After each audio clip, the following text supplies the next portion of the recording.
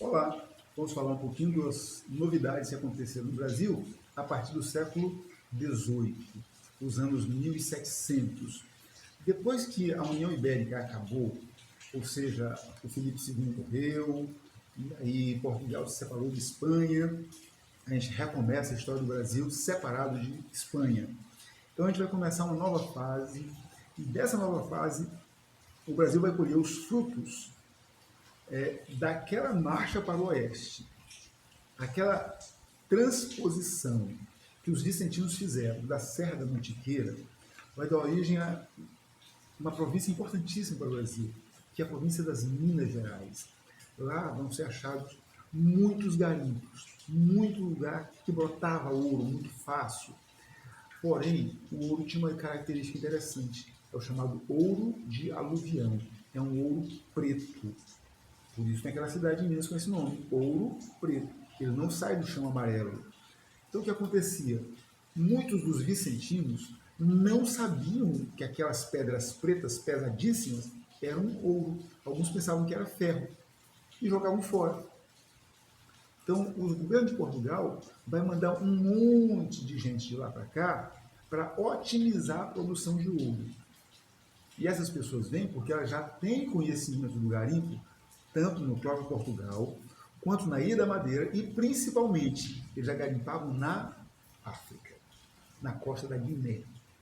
Ok? Então agora eles vêm para o Brasil. Quando eles chegam aqui, os vicentinos não gostam da ideia de recebê-los aqui.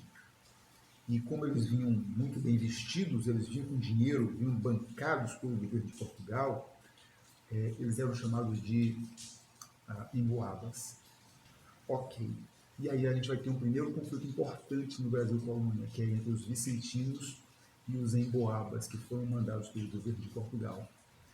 Pois bem, o governo de Portugal interveio em favor dos emboabas, em favor dos chegantes, e os vicentinos tiveram que dividir o espaço nas Minas Gerais com os migrantes, sim, e foram todos juntos para o garimpo. Ocorre que o garimpo tem duas características importantes que são diferentes daquilo que tinha sido marca do Brasil até então. Você se lembra que o Brasil é marcado, sustentado por um tripé: latifúndio, trabalho escravo, monocultura de exportação. No garimpo não é assim que as coisas funcionam.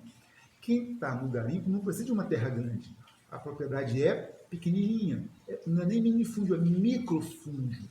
Em média, um lote de garimpo tinha mais ou menos 1.000 metros quadrados. Isso é um lote um pouco maior do que o lote que você tem na sua casa, 20 por 50. E não eram todos que tinham. Enquanto um engenho tinha entre 80 e 300 escravos, um lote de garimpo, que eles chamavam à época de data, tinha no máximo 8 a 10 escravos. Então veja que o número de escravos por senhor se reduz drasticamente. E em terceiro lugar, quem está no garimpo está preocupado em achar ouro, diamantes, esmeraldas. Ele não está preocupado em plantar arroz, feijão, milho, criar porcos e galinhas. Ok? Então o que vai acontecer? A gente vai ter uma nova geração de ciclos econômicos, uma nova dinâmica.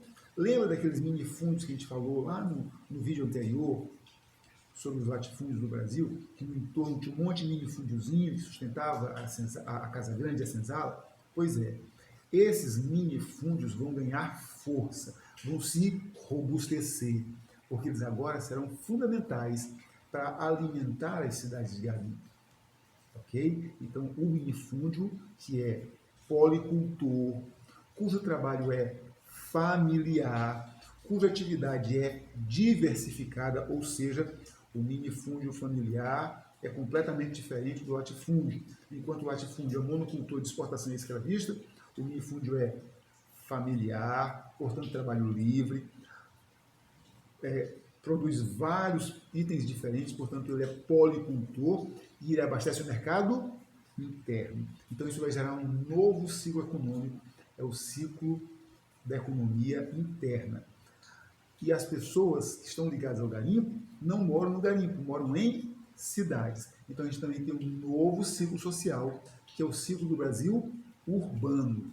Ok? Então a gente tem três mudanças importantes.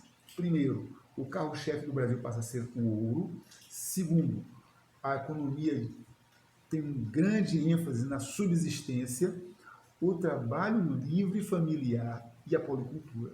Essas são as novas características do Brasil, são os novos ciclos que estão se iniciando a partir do descobrimento de ouro, esmeralda e diamantes, além da Serra da Mantiqueira. Ok? Então vamos em frente.